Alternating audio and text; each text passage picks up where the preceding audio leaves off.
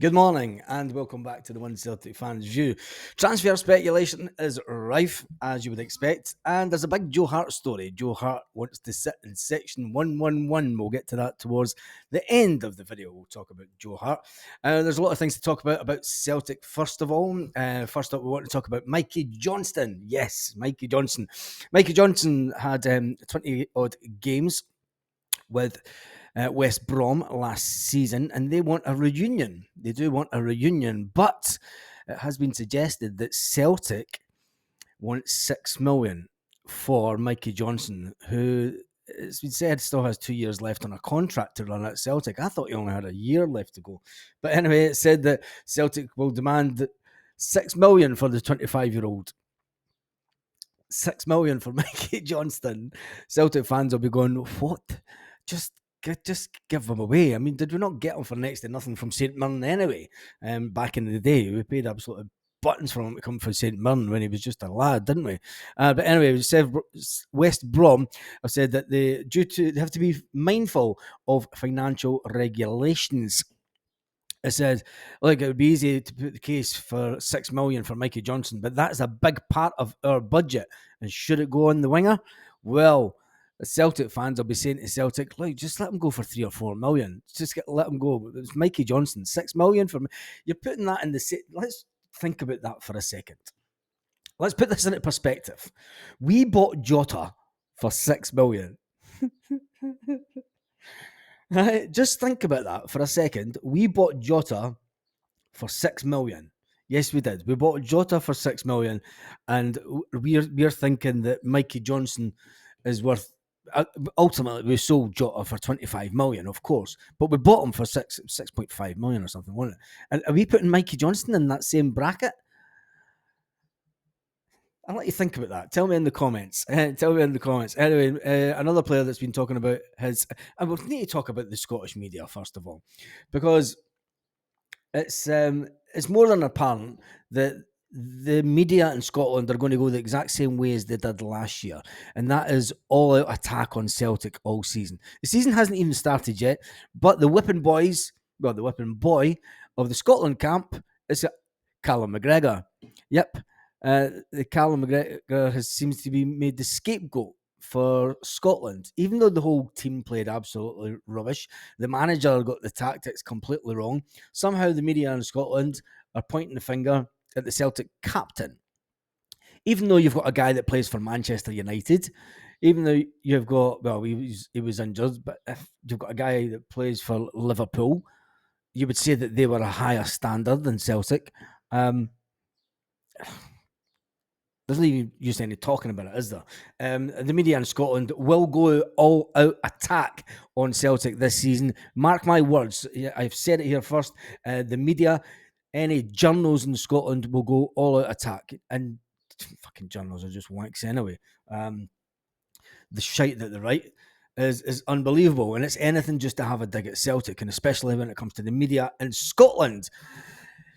Talking about that, there has been some news from Manchester, from the Shields Gazette, and I've seen a few people talking about this, that Celtic are after Newcastle United and Celtic are in talks to sign an 18-year-old striker after Leeds United appearance. Newcastle United have held discussions with another academy player this summer, Middlesbrough Jay Matthews, and Celtic have also been linked with him. He's 18-year-old. He's not going to make first team. I mean, that's Johnny Kenny territory, isn't it? So I'm going to give that about as much airtime as it deserves. Now, there's been a lot of talk online and about a Celtic player that was on loan last season. I was under the impression that he was on about $5,000 a week when he was at Celtic. There has been reports suggesting. Now, I love it when they do this because everyone links to a Twitter page. All the Celtic blogs and all these Celtic big Twitter accounts all link to a Twitter page. Now, I've searched the Twitter page in question, and I'm going to put it up on the screen, and I've even typed in Paulo Bernardo's name, and there's nothing comes up apart from Celtic blogs, right? And they're all saying that this paper outlet is saying that Paulo Bernardo is earning $20,000 a week after tax. at Benfica. That's bullshit. That is bullshit. There's no way, as an academy player, right? As an academy player, he never even played first team football at Benfica. I think he had half a dozen games or something. But there's only Celtic blogs, and they're all linking. Even Stephen McGowan, the Daily Mail columnist, and they're now quoting him, but he's quoting the exact same paper, right? And now I went onto this said paper's website. Where is it? And I've even put in the search term Paulo Bernardo. I'll even translate it into English for you. And I've absolutely found no stories regarding Paulo Bernardo in this publication. Maybe somebody wants to stick it out and find. I mean, they're all talking about the Spain game last night. They're talking about the Italy game, Portuguese route to Euros, and there's absolutely nothing. And what makes it even more suspicious is that you actually have to pay to read the publication. Now, how many of these Celtic bloggers are actually going to pay to read the publication that is in Portuguese? And when you do sign in to these things and pay for them, there's a lot of these Portuguese ones do not translate into English through Google Chrome. So they would then have to search. And I mean, I've even put in Paulo Bernardo on the site. And I'll do it again. Paulo Bernardo. And there's nothing coming up. So is there any truth to the Paulo Bernardo story? I'll wait until Celtic make a decision. And if it is the case that he's on 20 grand a week and Celtic are saying no chance and he's not going to come to Celtic for that, is Paulo Bernardo a big loss? He wasn't our player. There's been many times that we've brought in players. I would have liked to get him over the line, but only if Matt O'Reilly's been sold. It's imperative that we do not sell Matt O'Reilly this window. That is the most imperative question. That is the most important question that has to be answered, that we say no to the sale of Matt O'Reilly, no matter what. No matter what. And people will say, but listen, Matt O'Reilly wasn't that good towards the end of last season. He is a player that Celtic value highly. It's been suggested that the valuations went up to anything up to 33 million. Well, if we want 6 million for, I can't even say that again. Jesus, I haven't even got any coffee this morning. 6 million, 6 million for Mikey Johnston. It's no wonder that we want 33 million. Somebody's going mad at Celtic, aren't they? Anyway, there was another story that was kicking about that kind of caught my eye, and I thought it was quite funny. And it was a story that was in the papers at the time when an ex-Man United captain came to Celtic, came to play at Celtic, yes, a long, long time ago. And he was on the podcast, The Overlap, talking to Ian Wright, and an ex-Manchester United player. And let's see what Keane has to say about I'm coming to Celtic and turning down one of the top teams in the world at the time. Toughest decision you've ever had to make as a footballer? Probably leaving United at the time. Yeah, that was probably hard. Yeah. Not regrets. I'm a bit wary. I definitely should have gone abroad. I had opportunities to play abroad. I should have been brave enough to gone over and played in Italy or Germany or Spain. And I had the opportunity. Which team would you say? Was it Juventus? Do you know, I always had a soft spot for Juventus. And you've got to remember, Juventus at that time were one of the teams that were flying. In the late 90s, they were absolutely, they were just the team to go to, if anything. But it didn't. And they offered me a deal, but I remember the deal wasn't kind of, at the time thinking it wasn't amazing. I was looking for an amazing deal. And the club that offered me the most amazing deal ever was Bayern Munich. Wow. And then when I left United, I went up to Celtic, and but I could have gone to Real Madrid for a year and a half. They offered me a year and a half, and I was like, Celtic was again kind of an emotion. A bit, which is fine. I don't mind making them kind of decisions. And I was 34. I just thought, would I go to Madrid and have an impact? You turned down Real Madrid. No. Can't believe you turned down Real Madrid. If you went to Real Madrid, let's be fair. When Roy Keane played for Celtic, it wasn't at the height of his career. It was at a time where Celtic would take on players, and it would be their swan song just to say. I mean, there was Robbie Keane as well. There were several players that came to Celtic at that time, and it was a time where, you know, you would get you would see out your career at Celtic, get a little bit of a wage, and Celtic would make this big signing. Remember, there would always be the the last night of the transfer window. The winter transfer window was always the best one because it was who would get in for just 11:30 at night, and there'd be thousands of fans at Celtic Park. Those days are well gone.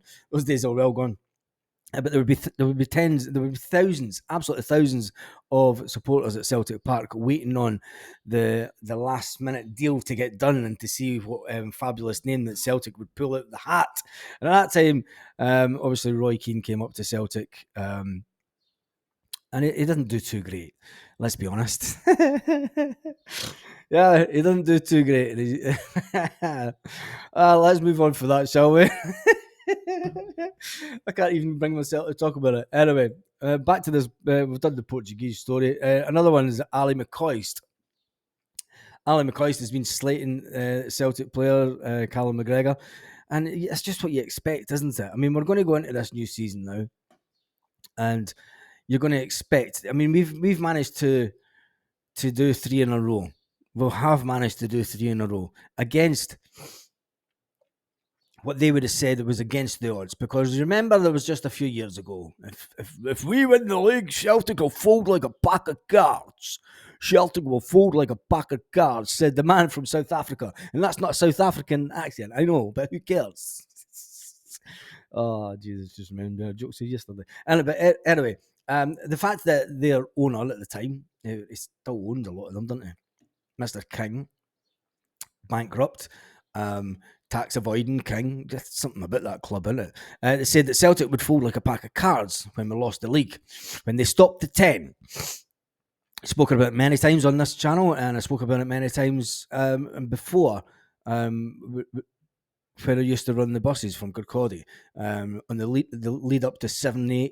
I said, look, the 10th will be the hardest one. Believe it. Trust me, we'll get the 9. I knew at the time we would get the 9, but the 10, they would throw absolutely everything. Now, the 10 ran in conjunction with obviously COVID and no fans, etc. And people will say it was down to that. At the end of the day, we didn't get it over the line. But since then, Celtic have went through a remarkable change in fortunes over the last few years due to the financial astuteness of the board. It does pain me to say that sometimes because the board is full of Tory board members, but it is what it is.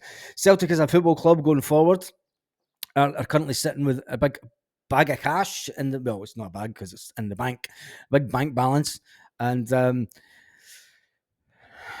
seem to be a bit reluctant to spend cash and get deals over the line as yet. But the transfer window does open in a few days. Have we folded like a pack of cards? No. We brought in Ange Postecoglou. We went from strength to strength under Ange. We then brought in, after Ange decided that, 2 years is enough, I want to try something else. It was always a stepping stone for Ange. We were always a stepping stone for him to get to the big league down south, and he jumped at the first opportunity that he could. He did jump at the first opportunity that was given to him, and that was Spurs. I personally think that he should have hung on, because I think there was a lot better jobs that have came around, especially this season, that he maybe could have got, but you never know. Anyway, he took the Spurs job, and we brought back the one and only Brendan Rodgers. A lot of fans at the time said about Brendan, and we've still got to talk about Joe Hart. Don't leave the video. I've seen you try to sneak off. Still got to talk about Joe Hart and where Joe Hart wants to sit at Celtic Park. But yes, we did bring back Brendan Rodgers, and a lot of fans weren't amused that the snake came back, as a lot of people called him. But Brendan did stand on the front doorstep at Celtic Park, and he says, look, I know a lot of people don't want to see me here. Let's come back here at the end of May. See what you think. And he won us the double. He won us the double against all odds at the beginning of the season. Let's face it, against all odds. People were crying for him to be left out, chased back out the door as soon as he came in. We lost to Kilmarnock early on in the season in the League Cup, which was devastating for all concerned. But if you look at what happened at that point of the season, we were. It was last man standing. It was who wants to play in defence. That was the battle cry, and we were left with Liam Scales. A man that was on his way back out the door, back up to Aberdeen. He thought, I'm never going to get a game at Celtic. But due to circumstances at the beginning of the season, before the transfer window closed, we were left with Liam Scales. And the manager had no choice to go out and bring in a loan, an emergency loan signing in defence. Nat Phillips. Ladies and gentlemen, Nat Phillips. And that worked out just as we probably expected. He was absolutely rubbish. But anyway, we won the double. And we finished the season on a high as Big Joe Hart retired. Yes, Big Joe Hart. We get to the and finally moment of the video. Big Joe Hart has obviously been speaking. Joe Hart revealed he wants to join the Green Brigade in Section 111. Hart enjoyed and loved the fairy tale ending. We'll all remember Joe Hart's face when he was about in tears on the pitch when he seen the tifo go up by the Green Brigade and the whole stadium singing Joe, Joe, Super Joe. The the the To think that we had Joe Hart, who had an absolutely fantastic career at the highest level at Celtic, is unbelievable. And he didn't come here just to make up the numbers, a bit like Roy Keane.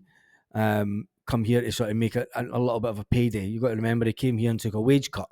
He came here to win things and end his career on a high and go on a bit of a journey. He signed up for the 3 seasons and he saw the 3 seasons out and he knew it was time to hand over the gloves to someone else. And that someone else won't be Benji Siegrist because he's left the club. But the guy that had 75 caps for England, you would never have thought in the day that we would say that we had a player that had 75 caps for England play for us when so many English players have left Celtic to go down south and try and get into the England team. We picked up a goalkeeper that had played 75 times. 60,000 fans chanted his name as he hung up his gloves for the last time. Joe Hart has admitted that he has a unique bond with the Celtic fans and the Green Brigade. And he plans to join the North Curve section in 111 in a game in the not too distant future. He says, it was an incredible farewell. I didn't expect anything, said Joe Hart. I've already got more than I ever could in terms of treatment and kind words and how my family were treated by Celtic and Celtic fans. Then I come out for the second half, and I love that corner, the Green Brigade, the energy that comes from that corner, that's me. And I'd happily be there. And at one point in my life, I want to stand in that section with the fans to give back. And he says it's mad. The tifo actually scared me a little bit. He says, I'm not a guy that gets scared a lot, but either way, that tifo scared the shit out of me. It just made me feel a lot of things in goosebumps. I was scared, but I was also feeling great at the same time, said the one and only Joe Hart. We had a trophy to lift that day. Families on the pitch, the club to celebrate. 13 years on, Celtic had won 12 league titles. Every single trophy is celebrated like it's the last one that you'll ever win. But it's not at Celtic because we know that we're going to go on next season. And I predict that Celtic will win the treble. A lot of media in Scotland will say that Celtic have no chance of winning the treble under Brendan Rodgers. And they'll say that, yes, Lord Voldemort over at Castle Grayskull has amassed an army of darkness. Has amassed an army of darkness and will take on the mighty Glasgow Celtic. Anyway, on that note, I hope it's made you smile this morning. Joe Hart wants a ticket for 111. If he gives me a shout, I'll put him on a guy that might be able to help him out there. And on that note, have an absolutely fantastic day, Celtic fans all around the world. Lit. Roll up to the party, roll up to the party, roll up to the party, roll up.